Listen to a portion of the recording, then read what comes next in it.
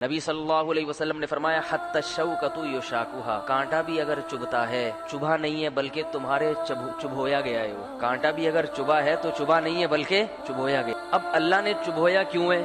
مصیبت تو ہر اللہ کی طرف سے ہے، ساری ٹینشنیں ساری مصیبتیں دینے والا کون؟ جیسے ساری راحتیں دینے والا اللہ، تو ہر قسم کی مصیبت اور پریشانی دینے والا بھی اللہ ہے۔ اب سوال یہ پیدا ہوتا ہے کہ اللہ یہ کام کرتا کیوں ہے؟ تو اللہ تعالیٰ نے قرآن مجید میں اس کی حکمت بیان کی ہے مختلف جگہوں پر۔ ایک حکمت تو یہ بیان کی فَبِمَا كَسَبَتْ أَيْدِيكُمْ، تم نے گناہ کیے ہوتے ہیں اس کا بدلہ دیا جاتا ہے تمہیں۔ دوسری حکمت کیا ہے؟ وَيَتَّخِذَ مِنكُمْ شُهَدَاءَ، بعض کو مصیبت دے کے شہادت کے مرتبے پر فائز کرنا چاہتا ہے، کیونکہ مصیبتیں جب ہوتی ہیں حدیث میں آتا ہے ان اللہ اذا احب قوما ابتلاہم، بعض دفعہ ایسا ہوتا ہے کہ اللہ کسی سے محبت کرتے ہیں تو محبت میں پریشانیوں میں ڈال دیتے ہیں اس۔ اللہ تعالیٰ کا اپنے محبوب بندوں سے محبت کا اسٹائل تھوڑا سا نرالا ہے بعض لوگوں کے ساتھ، بعض کو محبت میں نوازتے ہیں اور بعض کو محبت میں پریشانیوں میں ڈال دیتے ہیں۔ یہ اللہ کی مرضی کہ وہ اپنے بندوں میں سے جس سے محبت کرتا ہے تو محبت کا اظہار کس طریقے سے کرتا ہے۔ بعض دفعہ اللہ تعالیٰ کسی کو مصیبت میں ڈالتے ہیں تاکہ اس کا دل نرم ہو جائے اور اس کے دل میں اللہ کی محبت پیدا ہو جائے، کیونکہ جب عیش و عشرت کی زندگی ہوتی ہے تو سب کچھ یاد رہتا ہے سوائے اللہ اس کے رسول کے۔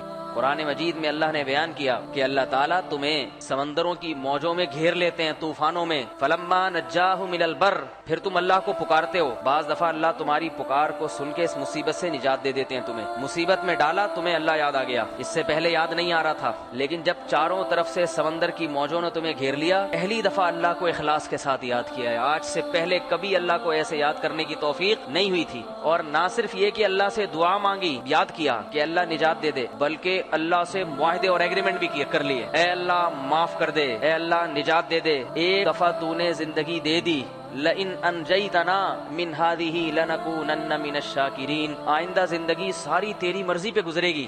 اللہ یجتبی الیہ من یشاء ویہدی الیہ من ینیب، بعض دفعہ تو اللہ آپ کے خود چاہنے پر آپ کو توبہ کی توفیق دیتے ہیں، بعض دفعہ آپ چاہتے نہیں ہیں، اللہ چاہتے ہیں کہ آپ دین پہ آ جائیں، مصیبت میں ڈال دیتے ہیں، لیکن خوش قسمت لوگ آتے ہیں، بدقسمت واپس پھر جاتے ہیں۔ فلما نجاہ من البر، فرمایا جب ہم ان طوفانی موجوں سے نکال لیتے ہیں تمہیں کہ چلو تم نے معاہدہ کیا، ایگریمنٹ کیا، فلما نجاہ من البر فمنہم مقتصد، تھوڑے ہی لوگ ہیں جو اپنی توبہ پہ قائم رہتے ہیں، اکثریت واپس، سارے معاہدے بھول جاتی ہے وہ کہتے ہیں کہ یہ تو زمانہ کا حصہ ہے، کبھی طوفانوں میں مر جاتا ہے انسان اور کبھی بچ جاتا ہے، وہ تو ہم نے جذبات میں آ کے توبہ کر لی تھی۔